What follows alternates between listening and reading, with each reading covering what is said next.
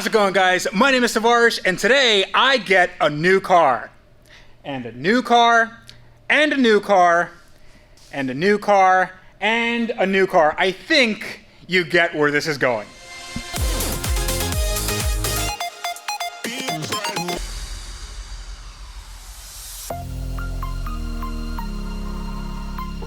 So if you guys are new to my channel, thank you so much for watching. I really appreciate when you guys watch these videos and give me feedback on what I'm doing wrong, what I'm doing right. I think I did a lot of right this week because my SL55 AMG is back.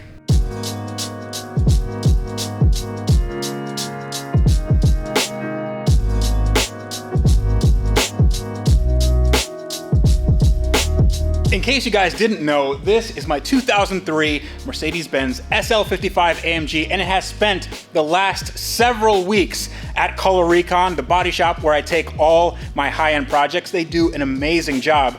And I got this painted in hyacinth red metallic.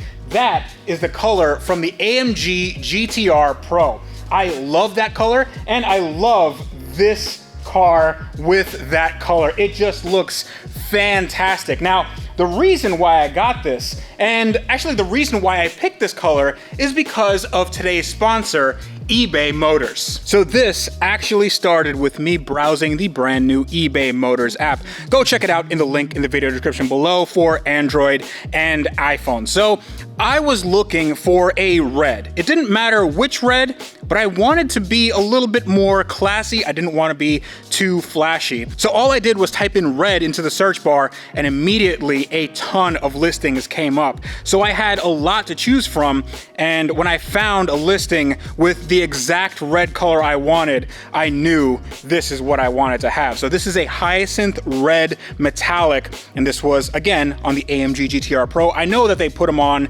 different Mercedes, but I think it looks so classy. There is like a cool little hue light effect going on. It's not just a solid red. There's a lot of flake in it. And again, Color Recon did an amazing job. Now the car is not exactly finished. I asked them to keep a few things off. The back end is off because I'm doing a few custom touches back here, and that will be coming up in the next few weeks, I guess, because I want to make sure that this off gases. This was just painted like a week ago, and I want to make sure that I don't take it on any drives where I can get a rock chip. This is looking like brand new. So I can't wait to get this on the road. Now, since I found this amazing color by browsing the eBay Motors app, I figured I would do one better and actually sell a car on eBay Motors when the time came. And that car is this one. So this you might have seen on the lift over there at some point. This had its air suspension droop down, but it's been fixed, it's been washed, and it's been maintained. So this works 100%. This is a 2007 or 2008, I can't remember which one. This is a Range Rover HSE. Also, hello, Jared. Hello. Jared's just hanging out. We might need you later. Not now. Okay, I'll go back. Yeah. On fuel maps. Fuel maps, is that what the kids call it nowadays? So this Range Rover was my father's old car, and it's in pretty good shape. I think it has around 84,000 miles, which is not too much considering the age, but it does have a few, let's just call them battle scars. So this was a New Jersey car, so it was street parked, it was bumped into, there's some scratches on the side, and just general, you know, daily driver-ness. Now, this is a very clean car, and there's no check engine lights. And also, the door doesn't open because I didn't think that I was gonna unlock the door in this part of the video. Also, check out my new key bowl. Look at that. Got lots of keys. So, this does have a few issues that I'm going to resolve before it gets sold, but the interior looks fantastic. The headliner is sort of falling down. I think that's just because of the Florida heat, so I have to re-glue that, but take a look. We can reset those oil lights because the oil was just done, but 84,840 miles. And it runs like a top.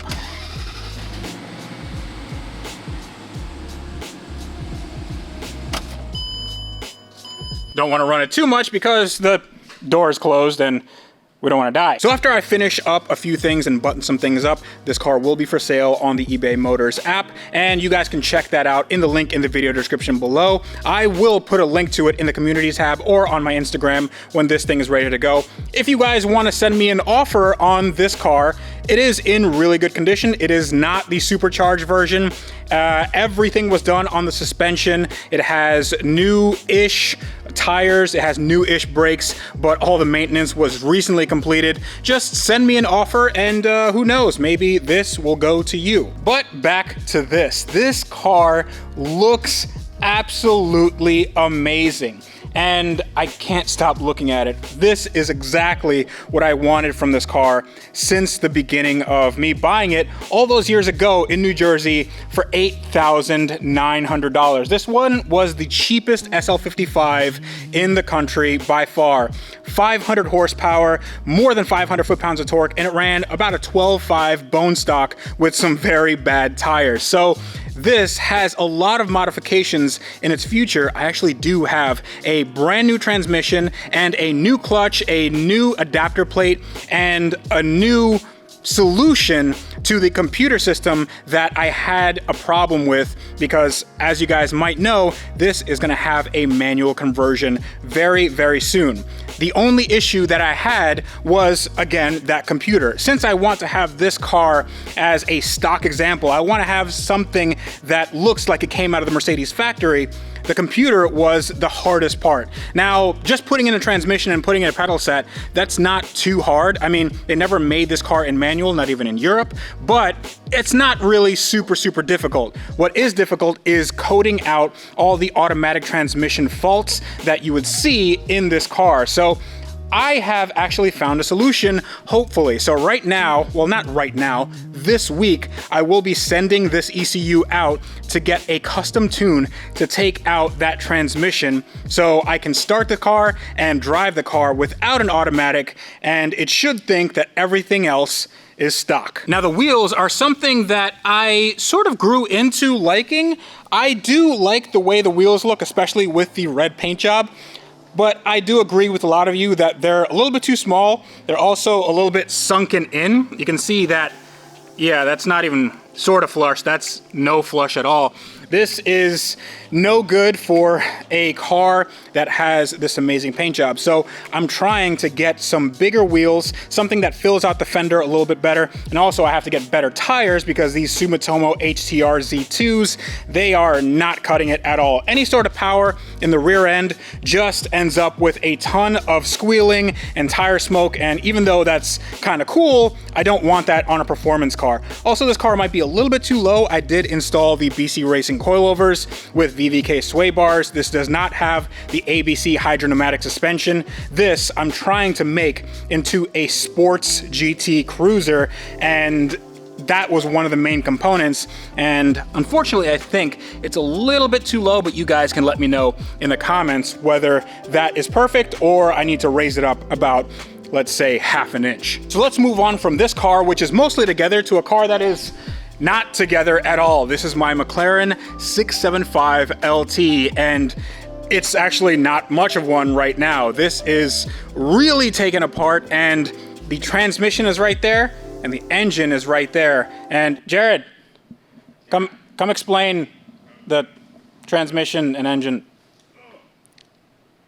Look at that graceful man. Why is this engine 90 degrees and on an engine stand? Well, when the transmission decided to introduce itself to a tree and several poles, that introduced the turbo and the engine to the back of the car, ripping off the mount for the dog bone. So we're still filing this out, but basically none of that existed yesterday. Yes. So this has been very slow process of welding and building up aluminum so we can then drill and give us a motor mount back, because previously you didn't have one. I did not. Actually, I did, but it just wasn't threading in or anything. So this should look like something like that with a threaded hole. So the next step right now is just going to be drilling a hole, making sure that it's perpendicular and absolutely on center. Then we have to do the I hate doing that. That's it. Lots of lube. Lots of lube. Lots of lube. So then the next step is cutting the thread with a thread tap. There's dyes and cutting oils, and it's just a slow process of enter a little, come out, enter a little, come out until threads are there. We're doing that, and then we also have to fix this. This is not such a big deal. This can just be cut off with the bandsaw, and then I can just get a little aluminum nipple that goes on here. And we're not gonna fix this. This obviously needs to be replaced, but this is the water pump neck, and this entire thing is the water pump. And in order to get to this, you have to take this off, but it doesn't seem too difficult to do that. Don't say that, because it's McLaren. Like, it's very difficult to do this. This is almost impossible. I don't know how we're gonna do this. The most nerve-wracking part was its proximity to the cylinder head and your cylinder head gasket here. Oh, is that important? Yeah, that's quite an important thing. So we worked through this with a product called Wet Rag. There's lots of different ones. Mm-hmm. And what this acts as is a thermal barrier that it is intended to suck up all the heat, because when you have to weld aluminum, it heats to 1200 degrees. That's a little hot. Yeah, it's a little hotter than what the block would usually see. Welding process that we worked through is you heat everything to a thermal, like, consistent temperature, and then we welded a little bit. And we had this paste just shoved in all of the cracks, and constantly during welding, I would take my gloves off and I'd feel the head gasket, and I would basically just touch around the engine to see how it felt, and it never reached a point that felt outside of an operating condition. So we were able to keep all of our heat concentrated and slowly bring it back down, so. Okay, so this should be good to go. Hopefully in the next day or two when this is all filed down. But when this is done and I get my turbos back and hopefully they're rebuilt, this engine can be mated to that transmission and go into the car, essentially. Yeah, and well, it's ready to go. But the car... What are you talking about? This car is totally fine. Right.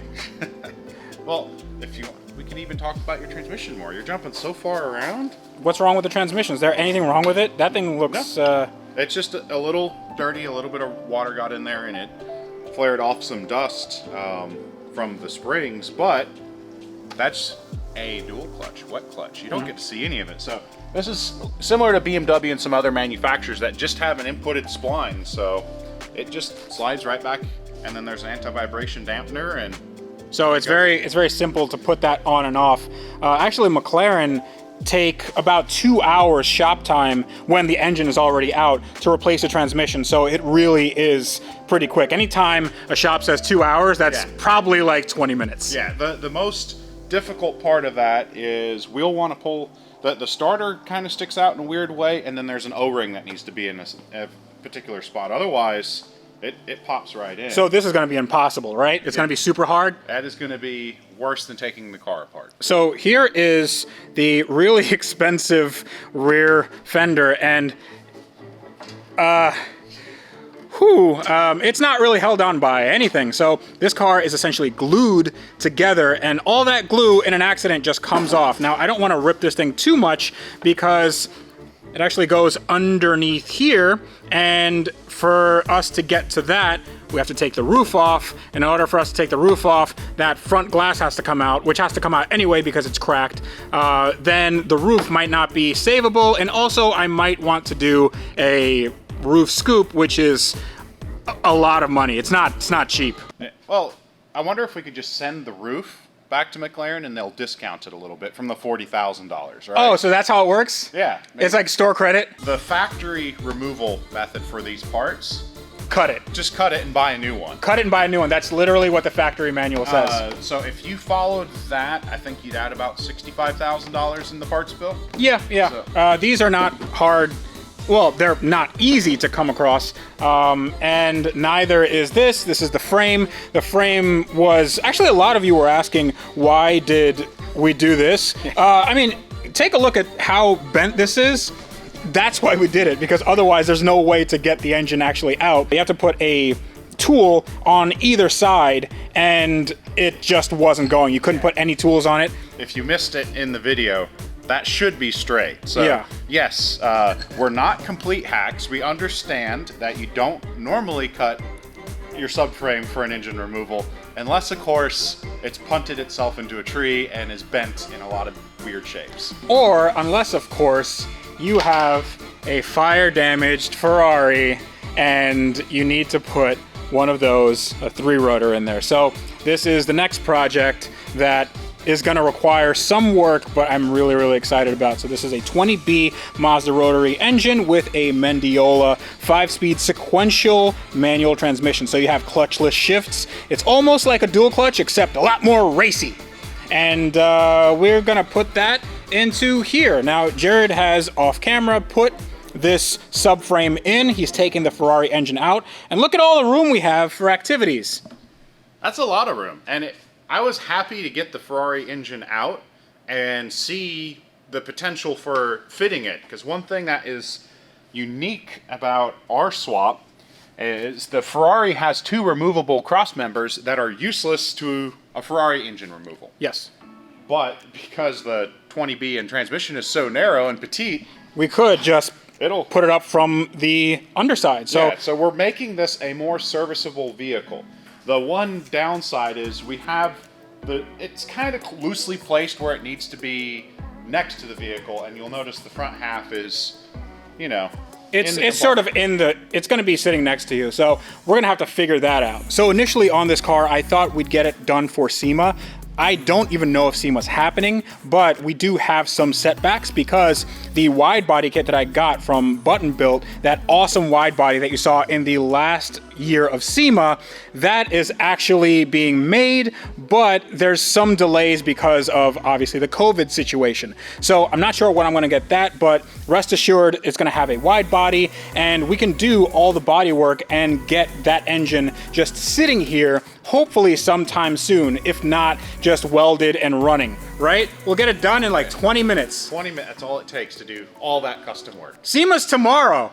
Well, we'll need like 50 more people. You got 50? It's still tomorrow, Jared.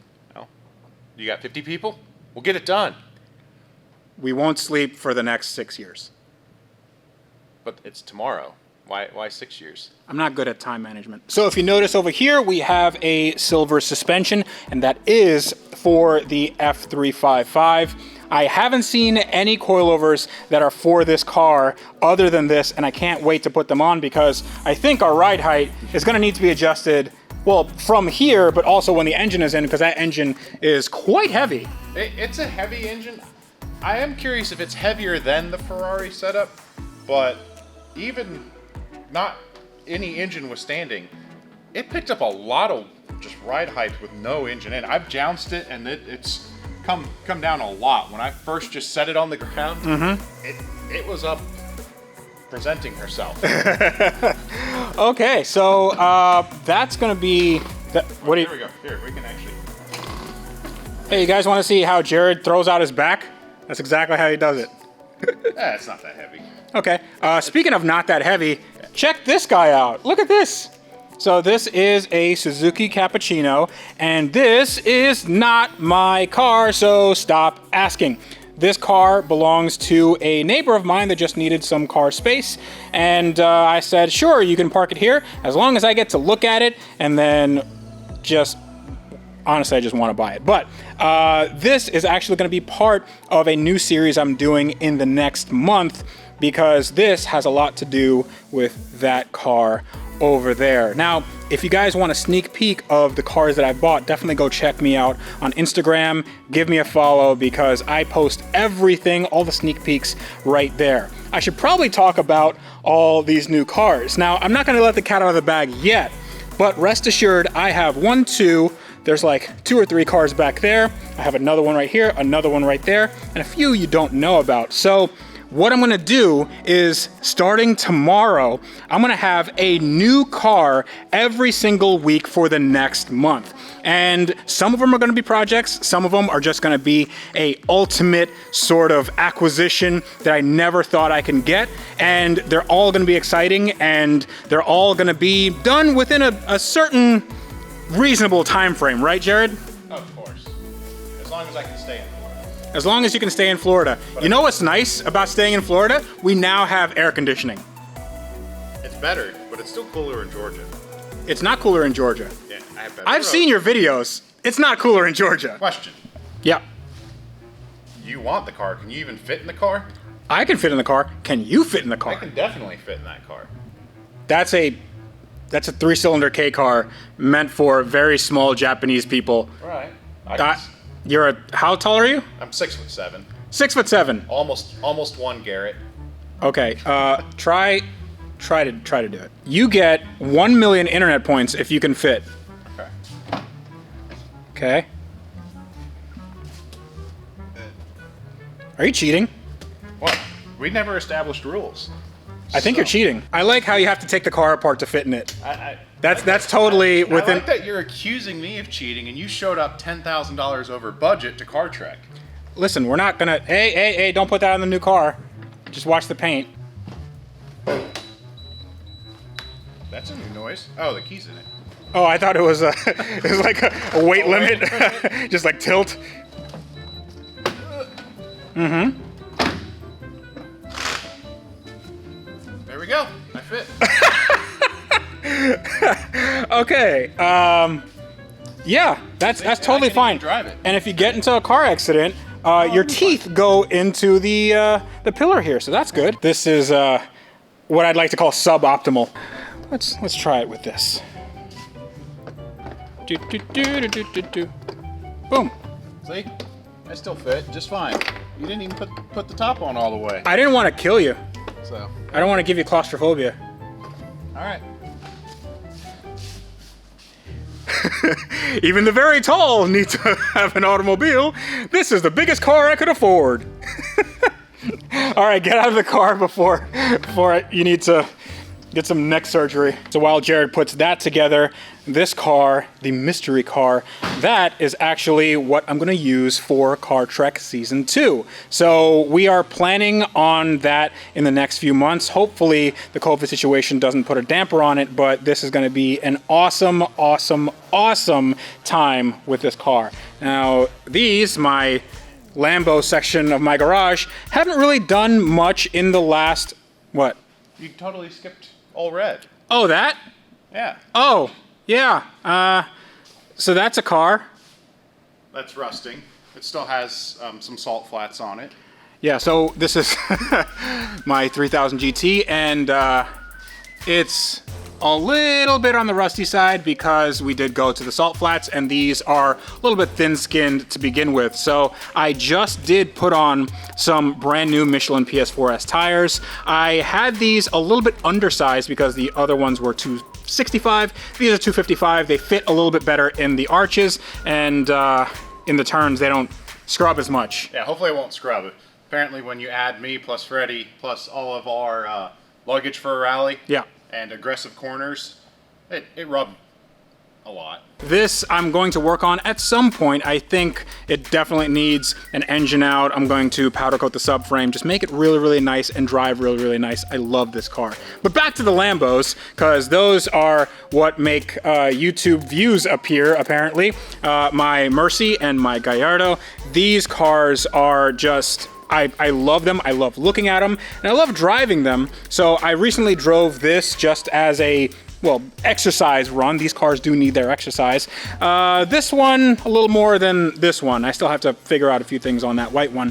But this car is gonna get new brakes. It's gonna get a new windshield because when I got this car, it had a windshield from the movie, from the Fast 8 movie franchise. And this windshield was just a custom made one, and it really fits like garbage. So you can see right here, the windows, the weather stripping is not looking good. There's a dip in the middle. I really wanna get a stock window, and a windshield rather. These are very, very expensive, so if you guys have any leads on a windshield that is local, maybe to the Central Florida area, so I don't have to worry about shipping and cracking a very, very expensive windshield, then let me know. My email is in the description below. But I love looking at this car, and I love listening to it. Jared doesn't like the way the car sounds. That's because Jared is wrong, so I don't care what you say. It's too screamy. It doesn't matter. It's a Lamborghini, shut up. This is my Lexus SC300, the one I built when I was 19. Yes, I did drive it like this And right now we are in the middle of filming an episode for our channel, Wrench Every Day. Yep, just doing some maintenance to make it run and drive. I actually I have some plans for this, because now after doing some maintenance, I'm realizing that I like this car a lot. So probably gonna have a single turbo over there. It's probably gonna have a standalone in here. It's probably gonna have a new transmission, new tires, new wheels, new brakes, new intercooler system, just something that will give it a little more get up and go. And also I'm gonna try to fix this paint job and not have it look like this, or maybe I will have it look like this, just really, really clean. Now I can't just clear coat over it, because it is like, if I press hard enough, I will cut myself. It is horrible, horrible paint work. But right now, it's... You can't clear coat over that. You can clear coat over that, it's just the clear coat is gonna fall off. So originally this car was a garnet pearl, very similar to this color actually, but I think that this thing needs some custom touches, and I'm not sure where I'm gonna go with that, but maybe you guys can let me know in the comments what you'd like to see with this Lexus on the Wrench Everyday channel, link in the video description below. So then we come to this corner, and all right, in all seriousness, I can't really tell you what I have back here, but you will find out in the next episode, because it's gonna be a very, very big one. You're not gonna wanna miss it. And I'm gonna have new car reveals every single week. I am so excited. Hopefully you guys can share this entire experience with me. I do have too many cars. I do have a little bit too much, so I'm gonna get rid of them. This is gonna go up for sale, and a few others that I haven't mentioned to you before, but it's gonna be a time. So until next time, this is me reminding you that on cars like all of these, you have to build it better. And to do that, what do you have to do, Jared? You gotta wrench every day. You do have to wrench every day. My hands are getting tired from wrenching. Can you do all my wrenching for me? We've been wrenching about two weeks straight now. So. Yeah, I'm very tired, but it's worth it. And you've got a baby so we work all day and then you go home and you don't sleep. I don't sleep anymore. This is tiring, but man, this car looks good. Bye, guys.